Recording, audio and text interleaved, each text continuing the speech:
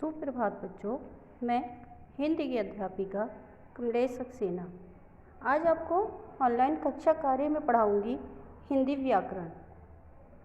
आज हम हिंदी व्याकरण पढ़ेंगे पाठ 2 जिसका नाम है वर्ण विचार। आज हम इस पाठ की वर्कशीट 2 पढ़ेंगे। तो आइए प्रश्न उत्तर पढ़ते हैं। पहला प्रश्न है, स्वरों के भेद उदाहरण सहित स्पष्ट कीजिए। उत्तर है, उच्चारण की दृष्टि से स्वर के 3 भेद होते हैं, ह्रस्व स्वर, दीर्घ स्वर और प्लुप्त स्वर। ह्रस्व स्वर क्या होते हैं? जिन स्वरों के उच्चारण में कम समय लगता है उन्हें ह्रस्व स्वर कहा जाता है। ये 4 होते हैं, आ, ई, उ, ऋ।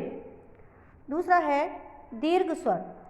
दीर्घ स्वर जिन स्वरों के उच्चारण में ह्रस्व स्वर से दुगना समय लगता है उन्हें दीर्घ स्वर कहते हैं, जैसे आ, ई, उ, ऐ, ओ, औ।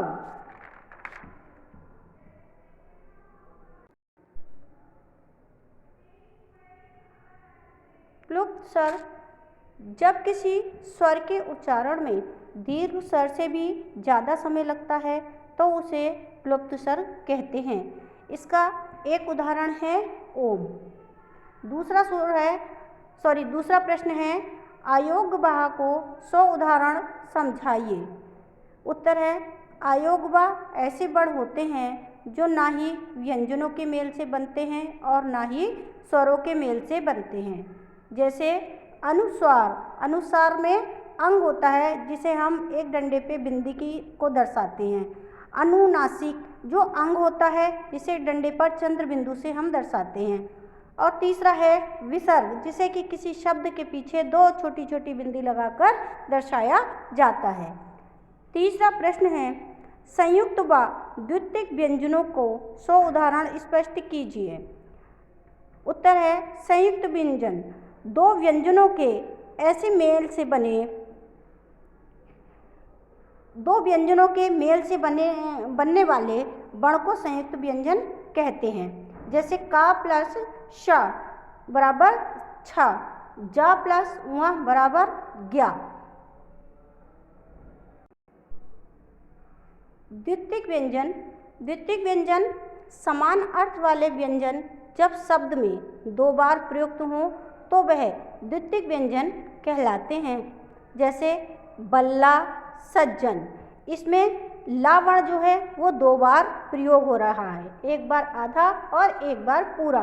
जब एक ही वर्ण 2 बार प्रयुक्त होता है तब वो द्वितीयक व्यंजन कहलाता है। चौथा क्वेश्चन है, व्यंजन से क्या अभिप्राय है, इसके भेद बताइए। उत्तर है, जिन वर्णों के उच्चारण में स्वरों की सहायता लेनी पड़ती है उन्हें व्यंजन कहते हैं। व्यंजन के निम्न भेद होते हैं। पहला स्पर्श व्यंजन, दूसरा अंतःस्थय व्यंजन, तीसरा ऊष्म व्यंजन, चौथा संयुक्त व्यंजन और 5वां द्वितीयक व्यंजन। अगला क्वेश्चन है, मूल व संधि स्वरों को 100 उदाहरण समझाइए। मूल स्वर क्या होते हैं कि जिन स्वरों का निर्माण किसी के मेल से ना हुआ हो वे मूल स्वर कहलाते हैं, जैसे अ, ई, उ और ऋ।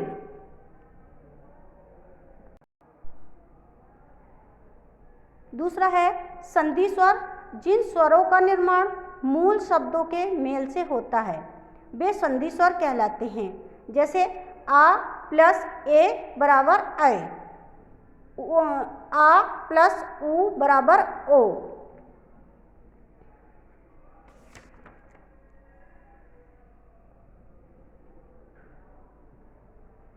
तो बच्चों, ये हमारी वर्कशीट 2 थी पार्ट 2 की। इसकी एक्सरसाइज मैंने आपको समझाई। मुझे उम्मीद है आपकी समझ में आ गई होगी। धन्यवाद।